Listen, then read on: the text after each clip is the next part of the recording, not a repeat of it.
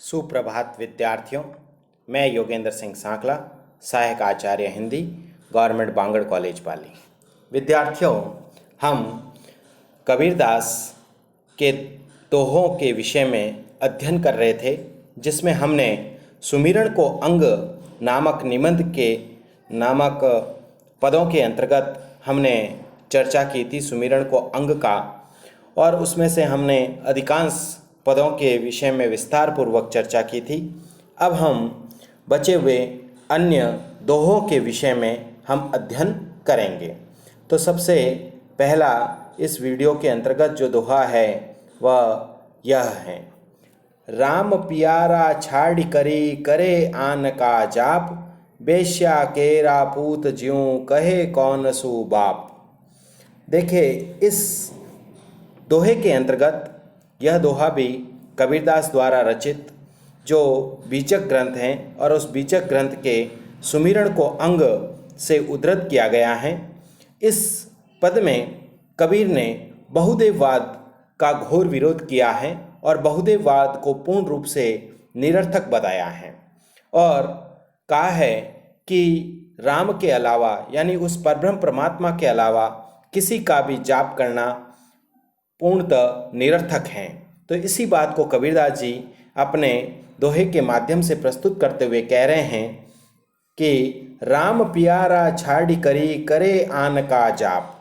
कि कबीरदास जी कहते हैं कि कोई व्यक्ति प्रभु श्री राम, राम पियारा, पियारा का मतलब होता है प्यारा, ये फियारा लिख दिया गया पियारा, पियारा यानी कि राम रूपी प्यारे को छाड़ी यानी छोड़कर करे आन का जाप, यदि किसी अन्य देवी देवताओं का जाप करता है, यदि कोई मनुष्य प्रभु श्री राम जैसे प्यारे प्रभु श्री राम का जाप स्मरण छोड़ करके अन्य देवी देवताओं का जाप करता है, तो वह उसी तरह का होता है। कैसा?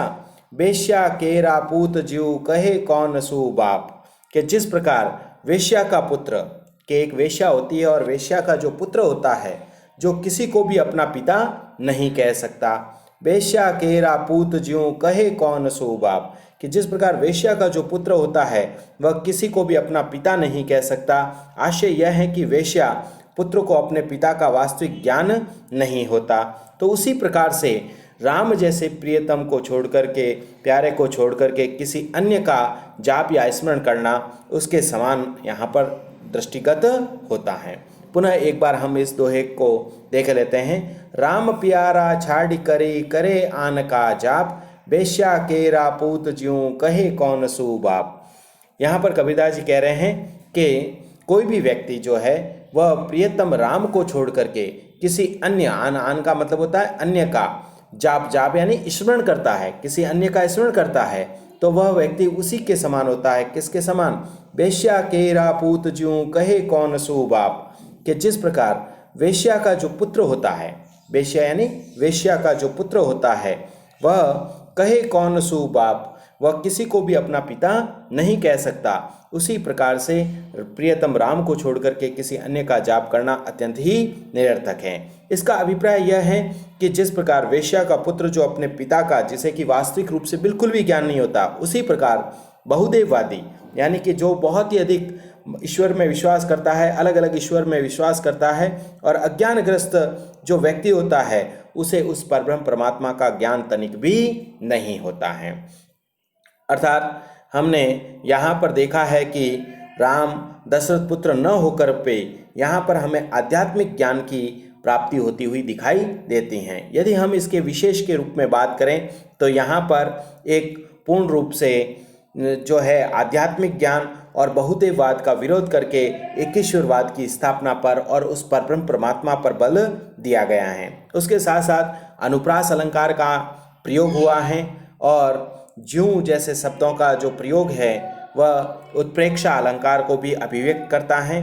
उसके साथ साथ उपमा अलंकार का भी प्रयोग किया गया है कि यहाँ पर उपमा दी गई है, ठीक है। उसी प्रकार से रूपक अलंकार का भी पूर्ण रूप से प्रयोग होता हुआ हमें यहाँ पर देखने को मिलता है। उसके साथ साथ यह एक लोकोक्ति के रूप में एवं मुहावरे के रूप में अभिव्यक्त होता हुआ दिखाई देता है। तो हम देखते हैं कि इस दोहे के अंतर्गत जो है पूर्ण रूप से एक बहुदेववाद का विरोध करके एकेश्वरवाद की स्थापना को दर्शाया है। उसके साथ साथ हम यहाँ पर ज्ञेय तत्व की प्रधानता है, उसके साथ साथ पूर्ण रूप से शांत तत्व, शांत रस की भी प्रधानता बताई गई है और प्रसाद गुण की भी प्रधानता हमें यहाँ पर देखने को मिलती है और सदुकड़ी भाषा का तो प्रयोग हमें दिखाई देता है। तो आज हमने इसके अंतर्गत, इस दोहे के अंतर्गत हमने इसका विस्तार पूर्वक व्याख्यात्मक अध्ययन किया। अब हम अन्य दोहे अगले दोहे के रूप में पढ़ते हैं। वह दोहा है, लंबा मार्ग दूरी घर विकट पंथ बहुमार, कहो संतो क्यों पाइये दुर्लभ हरि दीदार। अब यहाँ पर कबीरदास जी जो हैं वह इसी सुमिरन को अंग के अंतर्गत अपनी शाखियों के माध्यम से यह स्पष्ट करना चाहते हैं कि भगवान से साक्षात्कार या उस परब्रह्म परमात्मा से साक्षात्कार अत्यधिक कठिन कार्य बताया गया है। क्यों? क्योंकि वहाँ तक पहुँचना प्रत्येक मनुष्य के लिए आसान नहीं है।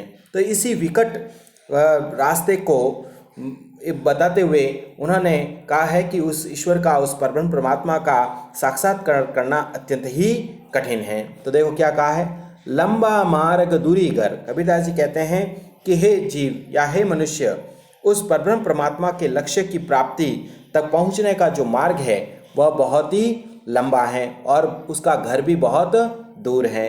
विकट पंथ बहुमार, और उसका जो पंथ यानी जो मार्ग है वह अत्यंत ही कठिन है। विकट यानी बहुत ही कठिन है।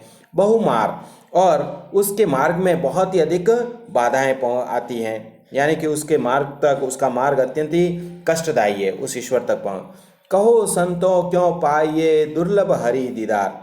कबीरदास जी कहते हैं कि हे साधु संतों, इसलिए कहते हैं कि हे साधु संतों, इस तरह के अत्यंत दुर्लभ भगवान के जो दर्शन को एक जीव जो होता है वह सरलता से कैसे प्राप्त कर सकता है। कहो संतो क्यों पाइये दुर्लभ हरि दीदार, के दुर्लभ अत्यंत कठिन उस ईश्वर के दीदार यानी उसके दर्शन को कैसे एक साधु संत सरलता से प्राप्त कर सकता है।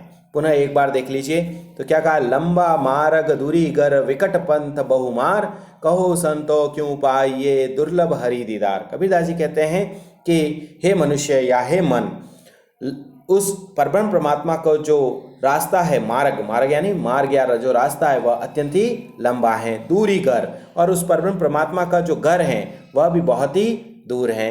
विकट पंथ बहुमार, और उस परब्रह्म परमात्मा के मार्ग में बहुत सारी कठिनाइयाँ हैं, ठीक है ना, बहुमार और बहुत ही कष्टदायी हैं। कहो संतो क्यों पाइये दुर्लभ हरि दीदार, इसलिए हे साधु संतों, तुम ही बताइए कैसे उस परब्रह्म परमात्मा को प्राप्त किया जा सकता है, क्योंकि उसका जो मार्ग है वह अत्यंत ही कठिन है और उसका जो मार्ग है वह बहुत ही दुर्लभ है, और इसी दुर्लभ मार्ग के कारण से ईश्वर का दीदार होना या दर्शन होना एक सरलतम कार्य नहीं है, अत्यंत ही कठिन कार्य है।